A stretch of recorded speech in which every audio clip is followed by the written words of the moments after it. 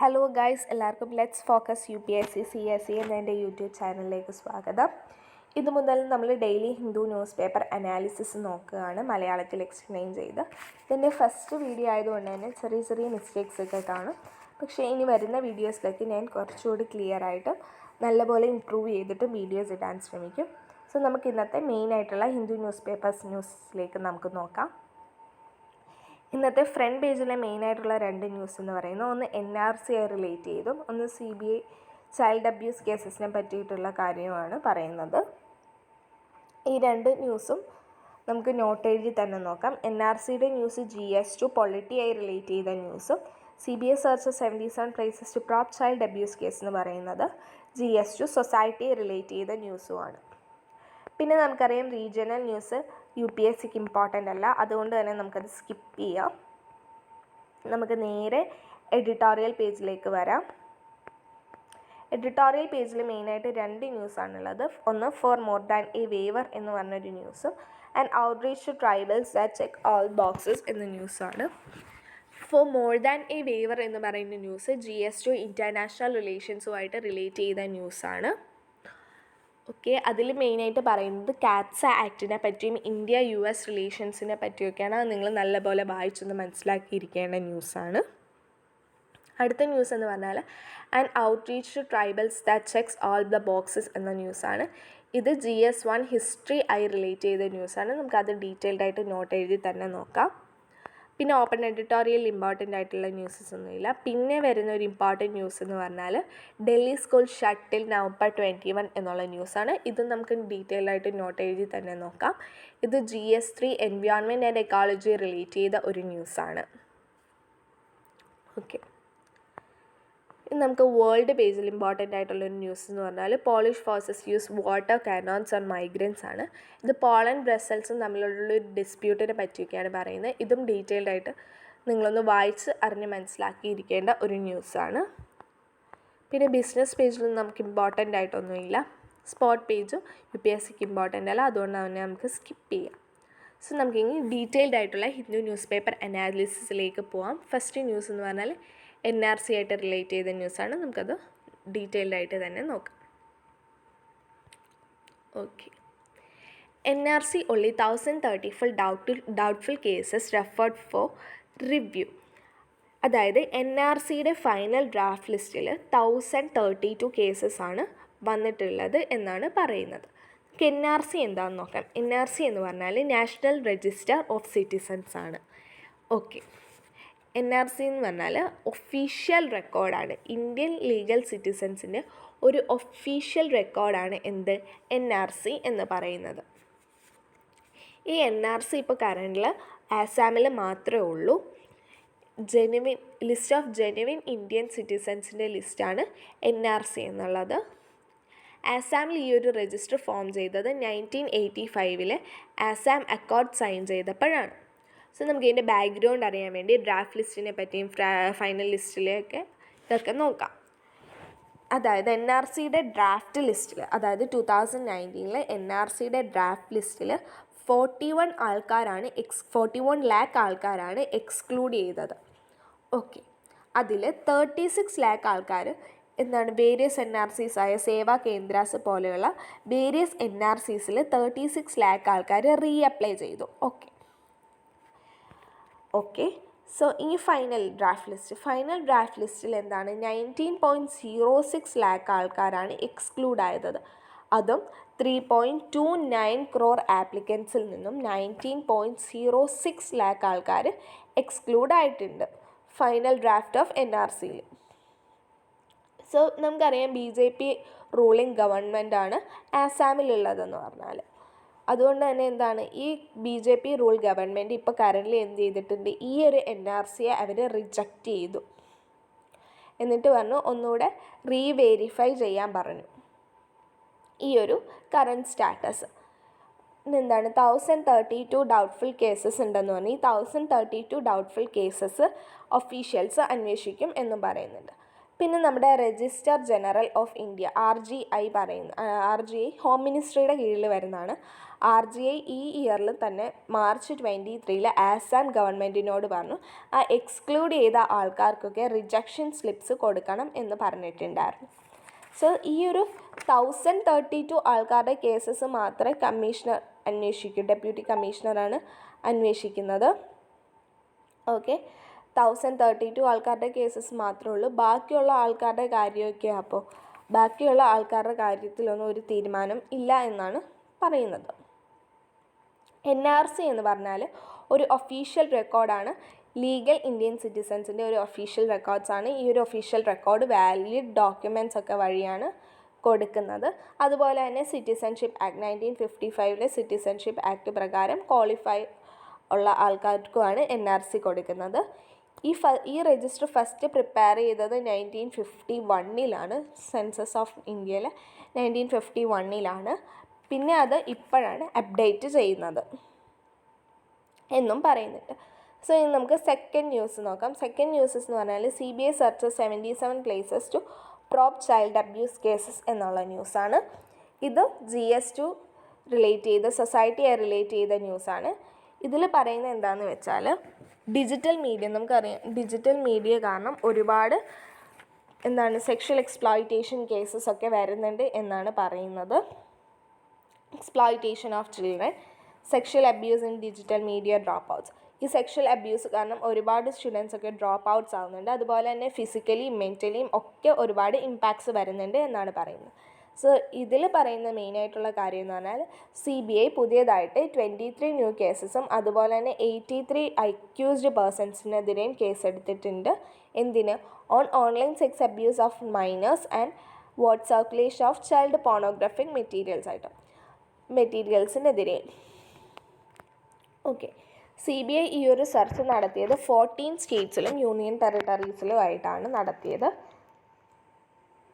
Formal and informal channels. CBI ഇത് conduct ചെയ്തത് ഫോർമലായിട്ടും ഇൻഫോർമലായിട്ടുള്ള ചാനൽസൊക്കെ വെച്ചിട്ടാണ് ഇത് കണ്ടുപിടിച്ചത്. Okay, CBI identified more than 50 groups comprising over 5,000 offenders who share child sexual abuse material. CBIക്ക് മനസ്സിലായ കാര്യമാണ് there are more than 50 groups, അതുപോലെ തന്നെ 5,000 ഒഫൻഡേഴ്സും ഉണ്ട് ഈ ചൈൽഡ് അബ്യൂസ് മെറ്റീരിയൽ ഷെയർ ചെയ്യുന്നത്.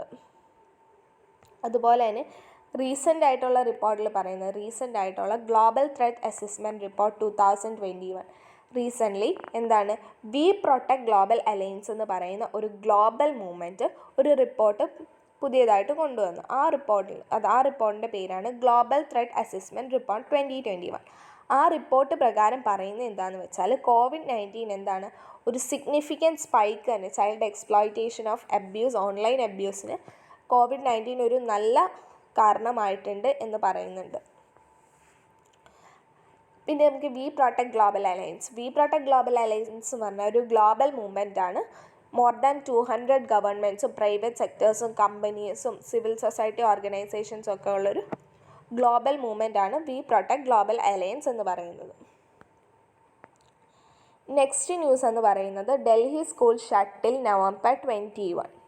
ഓക്കെ, ഈ ന്യൂസ് വരുന്നതെന്ന് പറഞ്ഞാൽ GS3 environment and ecology relate ചെയ്ത ന്യൂസാണ്. നമുക്കിപ്പോൾ അറിയാം ഡൽഹിയിൽ പൊല്യൂഷൻ ഭയങ്കരമായിട്ട് കൂടിക്കൊണ്ടിരിക്കുകയാണ്. അത് മെയിനായിട്ട് അഫക്റ്റ് ചെയ്യുന്നത് ചിൽഡ്രൻസിനെയും എൽഡർലി ആൾക്കാരെയാണ്. കാരണം അവരുടെ റെസ്പിറേറ്ററി സിസ്റ്റത്തെ അതൊക്കെ നന്നായിട്ട് ബാധിക്കാൻ ചാൻസ് ഉണ്ട്.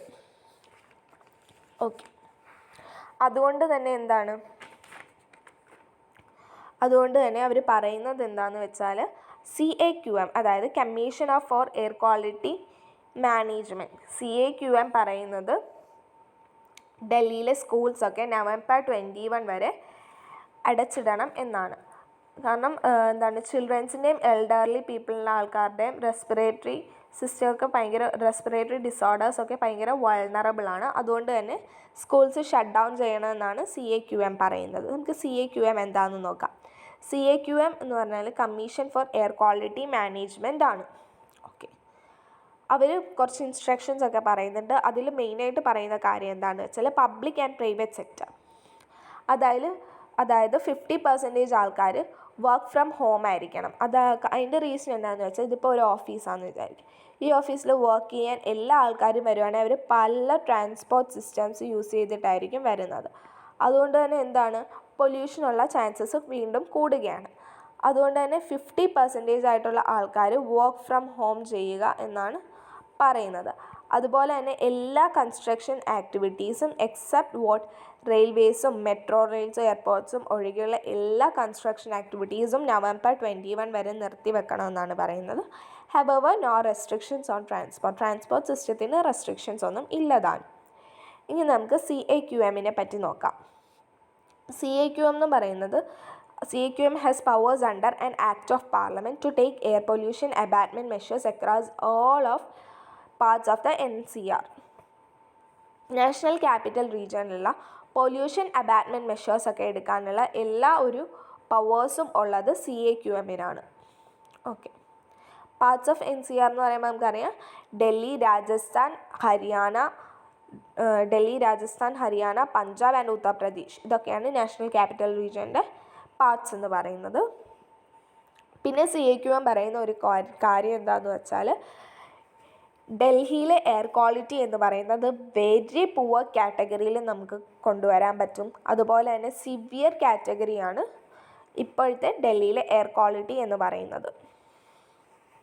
അതുപോലെ തന്നെ only 5 of 11 plants in a 300 kilometer radius around Delhi would be allowed to function and rest would be inoperative until November 30.